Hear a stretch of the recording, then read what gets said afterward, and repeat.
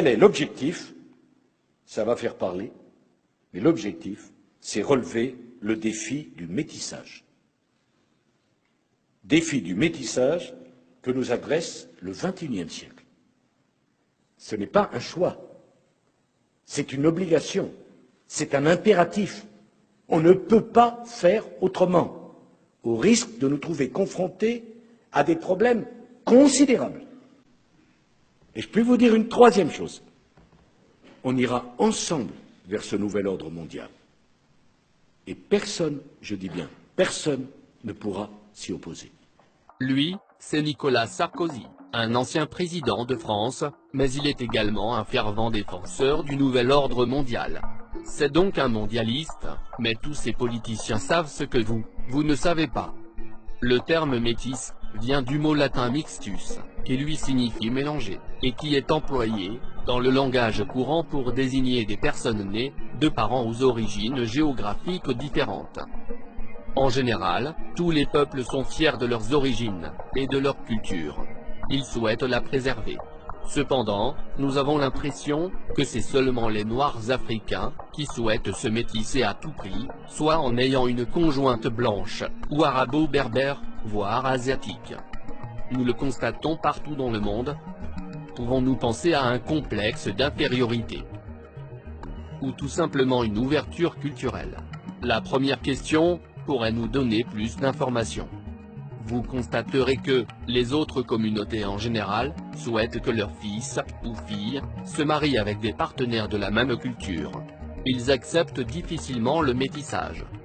Par ailleurs, nous pouvons également remarquer que près de 90% des métis en France sont issus d'une union de parents noirs d'origine africaine, avec une autre communauté.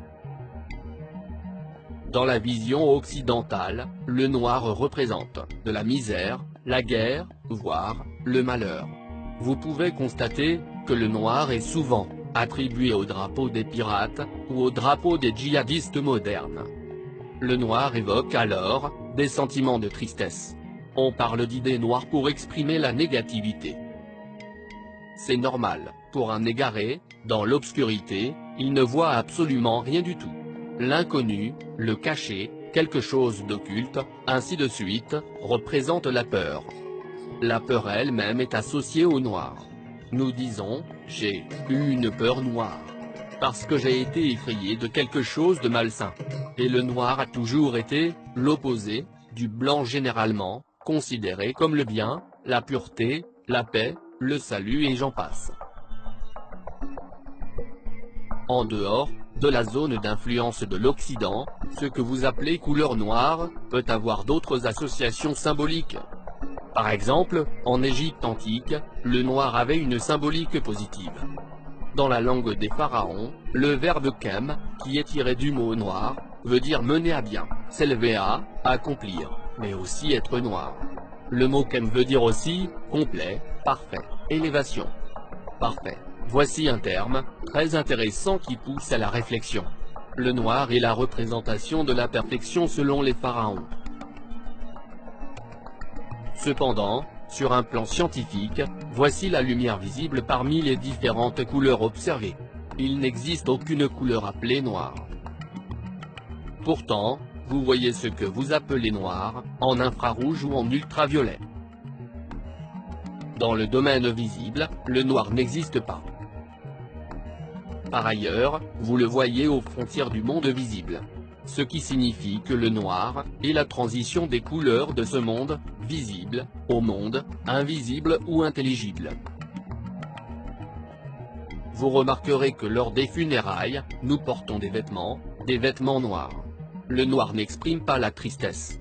En réalité, il représente l'élévation de l'âme. Toute couleur se traduit par une quantité électromagnétique. Par exemple, si vous faites une expérience en diminuant n'importe quelle couleur visible, vous aurez la couleur blanche, mais lorsque vous accentuerez cette même couleur, ou lorsque vous lui donneriez plus d'intensité, elle deviendra ce que nous appelons noir. Les termes accentués, intensifiés, augmentés, relèvent d'une élévation, ou une augmentation de l'énergie. Ainsi, tout corps qui cherche à développer son énergie, afin d'atteindre sa valeur maximale électromagnétique, deviendra noir avant de passer à une autre dimension supérieure. Pour les plus sceptiques, nous vous invitons à faire vous-même l'expérience. Étudiez le spectre électromagnétique. Calculez les longueurs d'onde de chaque couleur, et comparez ensuite leur fréquence à celle du noir et du blanc. Vous obtiendrez les mêmes résultats que nous vous présentons. La génétique, c'est le livre de la chair de l'histoire, et du rapport avec le Créateur. 97% de l'ADN est inactif, et seul 3% du génome est nécessaire à l'existence d'un être humain. La génétique nous révèle que l'homme blanc possède au moins 23% des gènes de l'homme du Néandertal. Il faut savoir que Néandertal comme Cro-Magnon étaient des cannibales. L'homme noir quant à lui, est le seul être à 100% humain. Si donc, le noir est composé à 100% humain, alors, il est aussi le seul être à ressembler, à 100% à l'image du vrai Créateur. Il n'est pas surprenant que ceux qui connaissent cette terrible vérité essaient de l'occulter par tous les moyens. Le noir est haï, parce que ceux-là qui le haïssent savent parfaitement qu'ils ne sont pas faits à l'image du vrai Créateur. Cette guerre qui vise à modifier l'ADN se fait par la nourriture, les médicaments, les vaccins, les vêtements, la culture, la fausse religion, ainsi de suite. De tout temps, les Africains éclairés savaient parfaitement que lorsque vous voulez détruire un pays, vous n'avez pas besoin de faire des guerres sanglantes, il vous suffit de détruire son système éducatif, et d'y généraliser la corruption.